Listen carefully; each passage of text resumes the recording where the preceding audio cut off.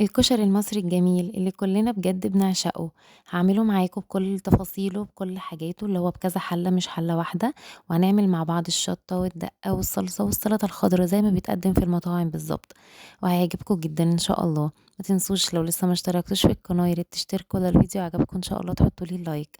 يالّا مع بعض نخش على المكونات بتاعتنا. أنا استخدمت كوبايتين رز، كوبايتين عدس بني، كوباية شعرية. أنا باحب أزوّد من العدس البني أو أخلّي العدس البني زيه زي الرز عشان تبقى الكشري فيه كمية بروتين حلوة، بروتين نباتي اللي هو موجود معانا في الكشري في الحمص وفي العدس، فباحب أكتّر منهم. أول خطوة هنبدأ بيها مع بعض هي المكرونة هاحطها تتسلق، هاحط مَيّة بتغلي على النار وهانزل بيها بالمكرونة. أنا باحب أسلق كل نوع لوحده عشان لو في حاجة آآ استوت قبل التانية ما يبقاش في حاجة معجنة. يبقى أول خطوة خلاص عملناها. تاني حاجة هنعملها مع بعض هي البصل.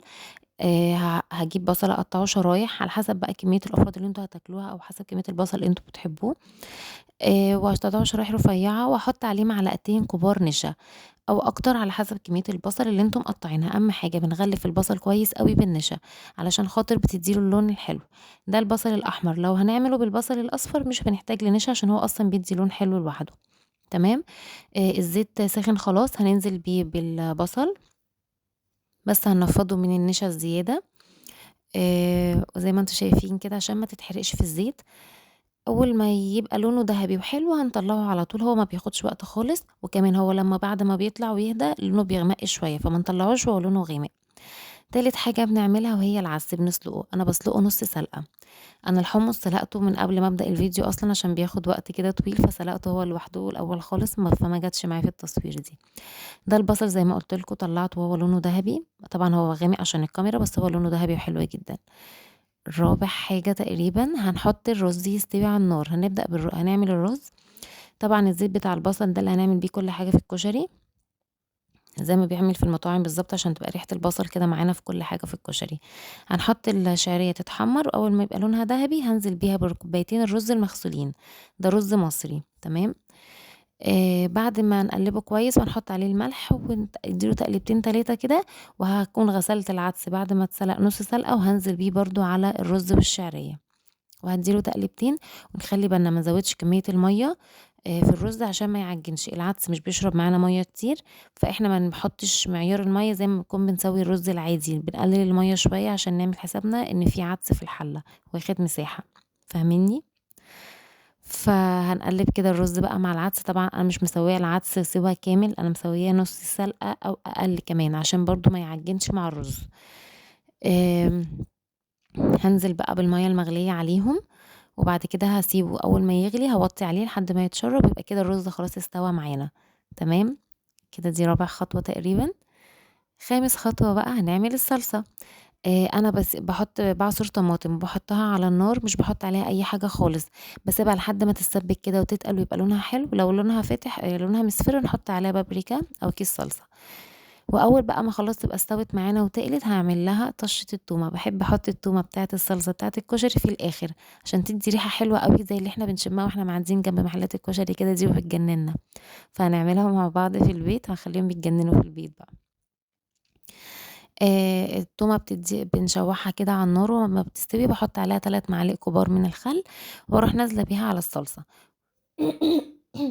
وبندّيها تقليبتين 3 وباحط عليها التوابل.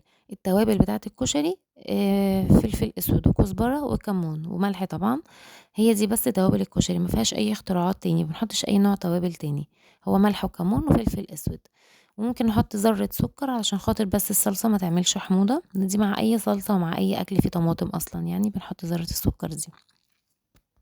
هي طبعًا أصلًا الصلصة مستوية معانا، فأنا بس بمجرد ما حطيت التوابل عليها وقلبتها تقلبتين وطفيت عليها على طول وشِلتها من على النار. الخطوة بقى اللي هي قبل الأخيرة مش فاكرة الخطوة الكام، هنعمل الدقة. الدقة باحط مَيّة تغلي على النار وباحط عليها التوابل نفس التوابل اللي إحنا قُلنا عليها كمون وفلفل أسود وكزبرة وملح. وأول ما يغلوا هاحط عليهم ربع كوباية خل تمام. وبعد كده هاشيلهم هاحط لهم برضه إيه، تومة كده بس مش مستوي بقى زي بتاعة الصلصة، يعني إيه مستوية نُص سِوَى كده، بدل ما تتحط نيّة وتبقى ريحتها over أوي كده، فإيه الزيت بيبقى سخن باروح منزّلة عليه نُص معلقة التوم تاخد تشويحة كده مع بعض وانزّلهم على الدقة على طول. بس كده كانت خلاص الدقة خلصت. آخر حاجة بقى معانا وهي الشطة، شطة الزيت هنحط 3 معالق كبار من الزيت، وهاحط عليهم معلقتين من الشطة الأسواني الحلوة بقى الجميلة دي اللي بتبقى حراقة جدًا، أو زي أي نوع عندكم حطوه. وبعد ما نقلب الشطة مع الزيت هاحط عليهم معلقتين 3 من الصلصة. وكده خلاص برضه الشطة خلصت معانا، باحط لها بس تركاية كده زيادة كنت شُفتها في محل كشري وكانت عجبتني جدًا، كانوا مقطعين طماطم وفلفل في الصلصة، فعجبتني من ساعتها على طول باعملها، بتدّي طعم حلو فعلًا للشطة. كده خلاص الكشري كان جاهز معانا وكلّه جاهز خلاص، الدقة بعد ما المَيّة بتبرد باحط عليها ربع كوباية ليمون معصور، أو عايزين تخلّوا الليمون تعصروه على الأطباق بقى، كل واحد يعصر نُص ليمونة على طبقه براحتكم عادي، بس أنا حطيته على الدقة. نغرف بقى الطبق بتاعنا الجميل الكشري القمر ده، نحط الرز وبعد كده المكرونة، وبعد كده بقى شوية الصلصة الجامدين دول، طبعًا الدقة والشطة كل ده طبعًا إيه بيتحط بقى كل واحد بيحطه في طبقه براحته يعني.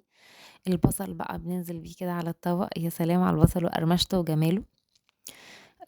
وده الحمص اللي أنا كنت سلقته بس ما جبتوش في الفيديو، هو ما فيهوش حاجة يعني حمص بيتسلق عادي جدًا، ننقعه بس الأول قبل ما نسلقه عشان هو بياخد وقت شوية في السلق بتاعه، فيُفضّل إن هو يتنقع في الأول شوية.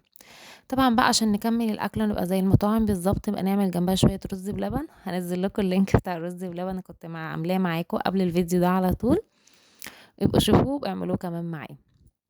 يبقى إحنا كده عملنا الأكلة متكاملة كأننا رُحنا كلناه برّه بالضبط، كشري ورز بلبن، وبألف هنا والشفا وإن شاء الله الفيديو يعجبكم.